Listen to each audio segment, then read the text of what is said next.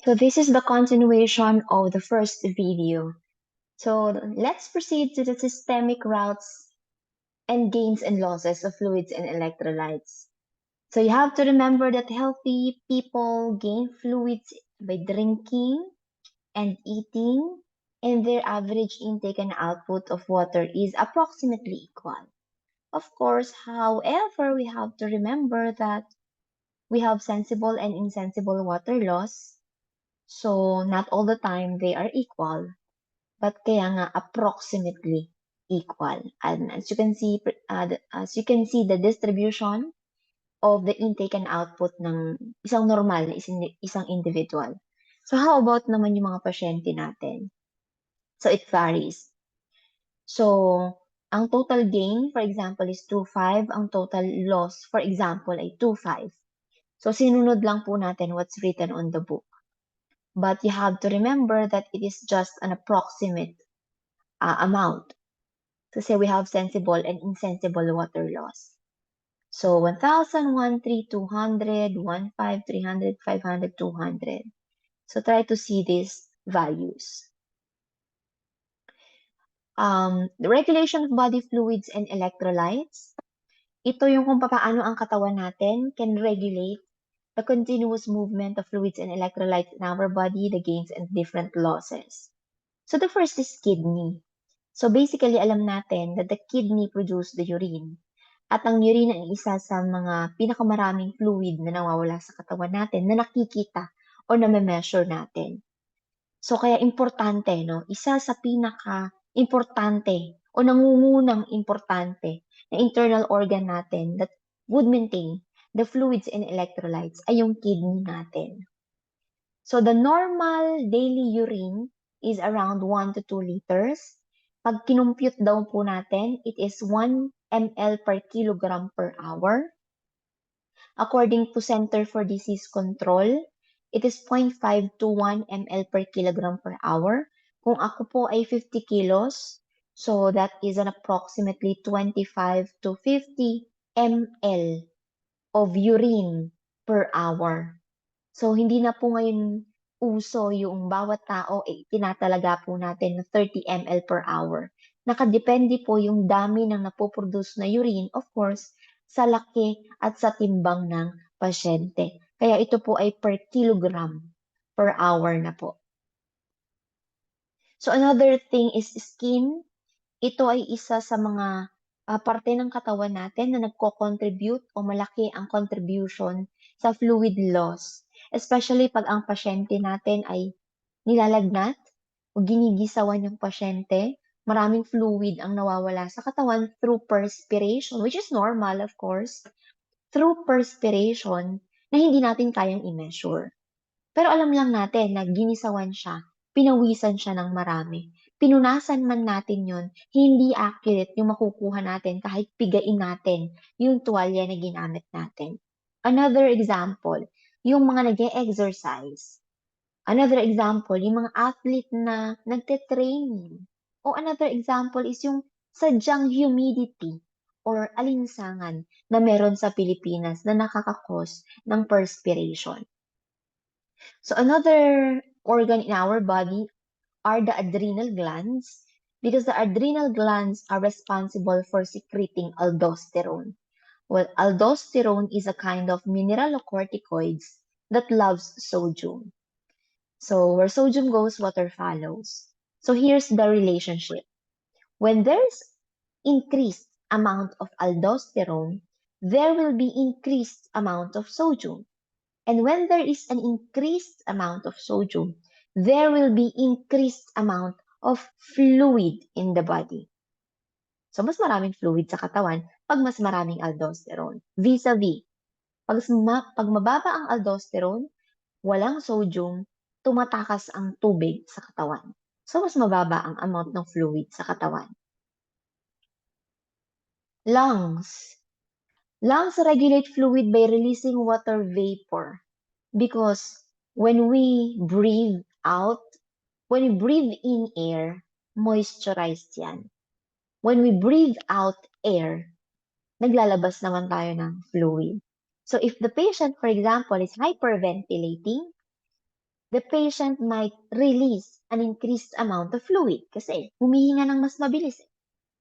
If the patient, for example, is in labor, 'di ba? So the patient tends to pant.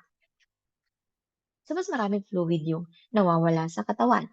If the patient tend to exercise, so it is not just the skin that will lose an increased amount of fluid, but also the lungs kasi mas humihinga yung pasyente o yung normal na tao ng mas mabilis. So it varies if it is hypoventilation or if it is hyperventilation. Of course, if it is hypoventilation, mas contain yung fluid. If it is hyperventilation, mas tumatakas ang fluid sa katawan. So the gastrointestinal system, so yung mga pinupupo, may fluid po yan. Usual loss is 100 to 200 ml. Kung normal, kung normal yung amount ng fluid sa pupo. So, iba po pag nagda-diarrhea. Another is the release of saliva. So, when we spit out, when we talk, at tumuturit yung laway, so part po yun ng water loss na hindi po natin kayang i-measure but still part ng water loss. So, paano naman po natin mag-gain yon through the gastrointestinal system? Yung pagkain po natin, yung pag-inom ng fluid, yung pagkain na maraming fluid, sa gastrointestinal system naman po iyon na-absorb. So another is the cardiovascular system. It pumps and carries fluids and other good stuff throughout the body to the vital organs, especially to the kidneys. So if mababa yung blood volume o yung dami ng dugo sa loob ng ugat, konti rin po yung masasala ng kidney, konti rin po yung mapoproduce na urine, konti rin po yung maiihi ng pasyente, konti rin po yung mawawala sa katawan. Vis-a-vis, pagka may hypervolemia o maraming fluid sa katawan, marami pong mas mafi-filter ang kidney. So, maraming urine production. Mas maraming fluid ang mawawala sa katawan. Now, the pituitary gland. So, ano po yan? Pituitary gland po yan. Hindi po yan scrotum. So, this is the anterior pituitary gland and this is the posterior pituitary gland. So, anong hormone po ang nakikita natin doon sa pituitary gland? Of course, anong hormone po ang pinoproduce ng hypothalamus na napupunta sa pituitary gland? Posterior pituitary gland. And that is the anti-diuretic hormone. The anti-diuretic hormone will not let the water na iihi ng katawan. Kaya nga, anti-diuretic. Diuretic, ihi. Diuresis, ihi. So, anti-ihi. So, hindi iihi ang pasyente. So, what is the implication? Pag maraming anti-diuretic hormone, hindi iihi lalo ang pasyente. So, nasa ng fluid? Nasa katawan lang. Vis-a-vis, kapag ang pasyente ay walang anti-diuretic hormone, walang pipigil sa pag-ihi, iihi ng iihi ang pasyente. The parathyroid gland. The parathyroid gland primarily affects the electrolyte amount in our body. So, anong specific na electrolytes ang pinag-uusapan natin dito? That is calcium. So, kasi sunod-sunod po yan eh. Lahat po ng may apelidong sium, pagka maraming calcium, maraming magnesium, maraming potassium. Kapag walang calcium, walang magnesium, walang potassium. So, anong ginagawa ni parathyroid gland? The parathyroid gland will be released para kapag mababa po yung calcium level, kukuha ng calcium from the bone papunta sa dugo. Ulitin ko. Kapag mababa po ang calcium sa dugo, marirelease po ang parathyroid hormone galing sa parathyroid gland. Ano po ang gagawin ng parathyroid hormone? The parathyroid hormone will trigger the release of calcium from the bone papunta sa dugo para yung mababang calcium sa dugo ay tumaas. So, nare-release po ang parathyroid hormone whenever there is hypocalcemia. So in order for the body to maintain the normal calcium level, yung hypocalcemia po na nandun sa ugat ay kailangan dagdagan ng calcium para maging normal. So saan kukuha ng calcium? Mula sa buto papunta sa dugo. Yun po ang trabaho ng parathyroid hormone. Baligtarin po natin. Ang kabaligtaran po niyan, calcitonin. Ang calcitonin po, pag marami po ang calcium sa dugo, gagawin ng calcitonin, it will trigger that calcium to be deposited back to the bone. So, baligtad po sila. Now, the thyroid gland, kung marami pong thyroid hormones such as thyroiodothyroxine, thyroiodothyronine, or thyroxine, or thyroid-stimulating hormone, yun po yung tinatawag na T3, T4, and TSH, mas mabilis po ang metabolism ng katawan. So pag mas mabilis ang metabolism ng katawan, mas ihi ng ihi ang pasyente, kulang ng fluid. Mas magpe-perspire ang pasyente, kulang ng fluid. So marami pong effect when it comes to metabolism, yung thyroid gland and thyroid hormones. That's why may epekto rin po ito sa fluids and electrolytes ng katawan. Now, the hypothalamus. The hypothalamus controls the thirst response. And you have to remember that age matters. So, kanina pinag-usapan natin na yung mga bata, mas marami yung total body water percentage nila kumpara sa mga matatanda. So, mas prone sila sa dehydration. Bakit? Because they cannot communicate thirst. They cannot properly communicate hunger. Pag umiyak yan, pwedeng painumin ng gatas, pwedeng hindi. Pwedeng trial and error kung ano yung makakapagpahinto sa kanya. Pero the patient or yung individual na mas bata cannot actually communicate the exact thirst na kinakailangan na matighaw ng katawan. And there are patients, for example, bedridden patients na matatanda that they cannot also communicate thirst. Yung mga comatose patient, they cannot communicate thirst, especially they are under NPO or nothing per orin, di ba? So those are the things that we have to consider when we talk about the thirst response. So the small intestine. So halimbawa, yung small intestine ay merong sakit or nagkaroon ng ilectomy o nawala yung isang part ng small intestine and also the large intestine, makukulangan po ng absorption ng fluid ang katawan. Kasi the small intestine and the large intestine are the primary organs in our body that absorbs 85 to 95% of fluid na nanggagaling sa katawan natin na nagdi-deliver sa cardiovascular system. So for example, tinanggal yung isang part ng small intestine, so kulang yung absorption. Same as with tinanggal yung isang part ng large intestine. Say for example, may colon cancer, so kulang na po yung absorption ng fluid. Now, the lymphatic system. Yung lymphatic system natin, ito yung drainage na tinatawag. So, ito yung mga kula-kulani sa katawan. So, di ba, kanina, may oncotic pressure. So, yung fluid, para mabalik po siya sa ugat, hahatakin po ng albumin. Meron pong ibang fluid na hindi naman talaga nahahatak ng albumin. And yet, di naman po tayo namamanas. So, saan po nade-drain yung excess fluid na yon? That is the lymphatic system. So, that is very important. Kasama po yan sa interstitial fluid comprising of 11 to 12 liters sa loob ng katawan natin. So, the last part of the discussion is actually this one, but this one is a lot more easier to understand compared to this one. So, we will have this. So, this one is what we call the RAAS. So, the renin, kaya RAAS. Angiotensin, this one, aldosterone system. So, when we talk about the system, it comprises of different stages na tugon-tugon na nangyayari.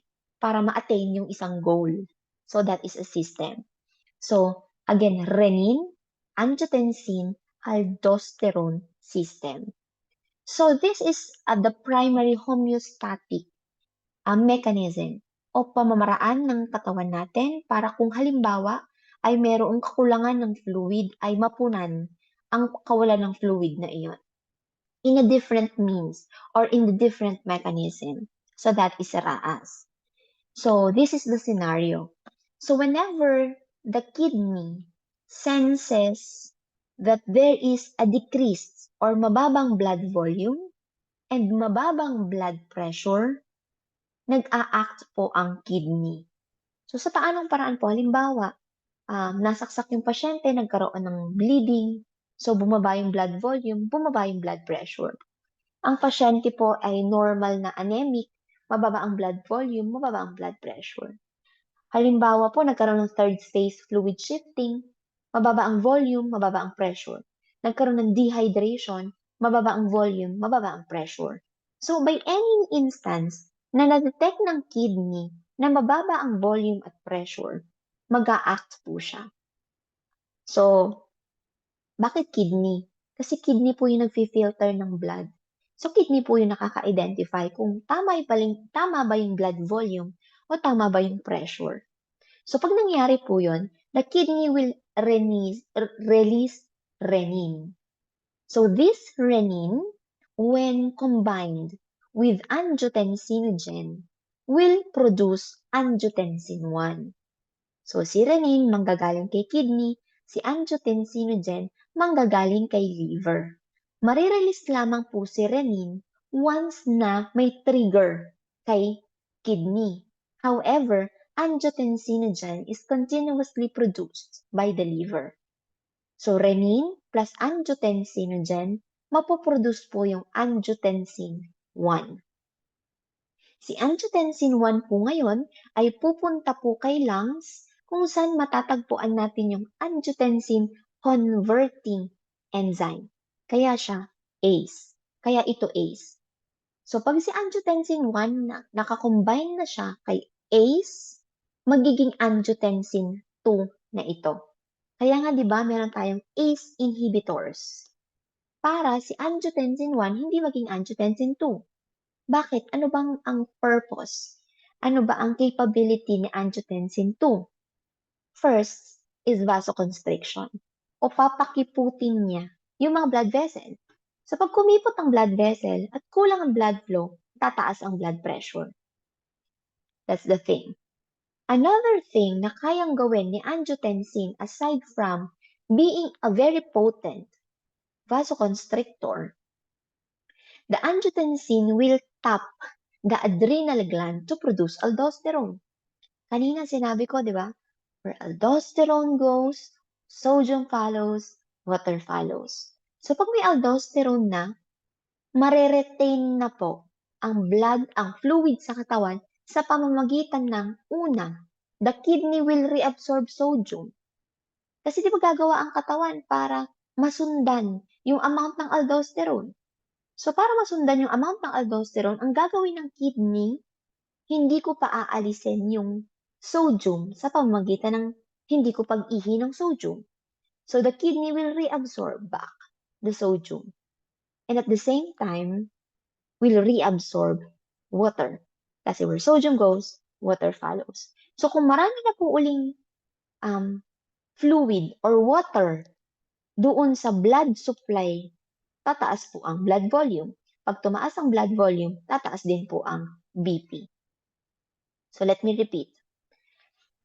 For whatever instance, for whatever circumstances na nakakababa ng blood volume, nakakababa ng blood pressure, madedetect po ng kidney yan. Pag na-detect po ng kidney yan, the kidney will release renin. The renin will be combined with angiotensinogen, which is produced by the liver. So renin plus angiotensinogen will produce angiotensin 1. Angiotensin 1 will go to the lungs where they can find the ACE or angiotensin converting enzyme. So this converting enzyme, kaya converting will convert angiotensin 1 to angiotensin 2. Angiotensin 2 is a very potent vasoconstrictor. So pag nag-vasoconstrict po yan, tataas po ang blood pressure. Another thing, sabayan po ito simultaneous. The angiotensin will tap the adrenal gland. The adrenal gland will produce aldosterone. Aldosterone loves sodium. So kailangan pantayan ng katawan yung amount ng aldosterone. Para mapantayan ng katawan yung amount ng aldosterone, para mapantayan ng sodium ito, hindi na magtatapon ang kidney ng sodium. So pag marami na ring sodium, kasi hindi na tinapon ng kidney yung sodium para mapantayan yung aldosterone, marami na ring water. Kasi where sodium goes, water follows. Pag marami ng water, tataas yung blood volume, tataas yung blood pressure. So yung problema kanina dito, na na-detect ng kidney, tataas because of vasoconstriction and reabsorption of of sodium chloride and water. So that is the RAAS. So this one is quite complicated one, but this is the diagram that we can find in the book of Brunner and Sudar. So this is supposed to be the part wherein there is a question and answer portion, but since you are not here, so I will just flash the questions. This is usually the thing that happened after the discussion. So in order for me to identify if natandaan nyo ba yung diniscuss natin, there will be board exam kind of questions, and I always tag that as diploma at lisensya. So let's try to answer this. So the third space fluid shift occurs to which of the following? So I have given you several scenarios kanina. So try to see first what will be your answer. So the answer here is bowel obstruction. So another question. So you read it first. So ano na lang, you stop the presentation for a while para mabasa mo yung tanong at para ma-analyze mo pa ito ng mabuti. Okay, you stop it. Stop mo yung presentation. And then you read. So here's the question. Third spacing occurs when fluid moves out of the intravascular space but not into the intracellular space. So based upon this fluid shift, the nurse will expect the patient to demonstrate. So ang nangyari daw po, nawala yung fluid sa blood. Nawala yung fluid sa intravascular space. So ano daw po ang manifestation sa pasyente? So obviously, not hypertension. Cancel mo yan. Kasi alam namang wala nang plasma, mataas pa yung BP. Diba? Traulo ka ba? Next, bradycardia. So instead of brady, dapat tachycardia. Kasi kulang yung blood volume eh. Pag kulang yung blood volume, mag-extra effort yung heart. So it is not bradycardia, but rather tachycardia. So cancel ulit to. So it is between hypervolemia and hypovolemia. Eh kulang nga anti yung intravascular. So obviously, hypovolemia yan. So here's the last question. Normally, the antidiuretic hormone influence kidney function by stimulating the... So the answer here is, okay, not D, not C, walang kinalaman ng glucose dyan, pero the nephron tubules to reabsorb water. So here are the references that I use in the presentation. There will still be one discussion which pertains to fluid volume excess and fluid volume deficit and the tonicity. So I will be discussing hypotonic, hypertonic, and isotonic. So you have to watch those because that will be included in the prelim exam. So I hope you learned something. You just repeat the recording, and if ever na hindi nyo pa rin po naintindihan, we will meet next week and I will be very glad to explain everything to you. Thank you for listening.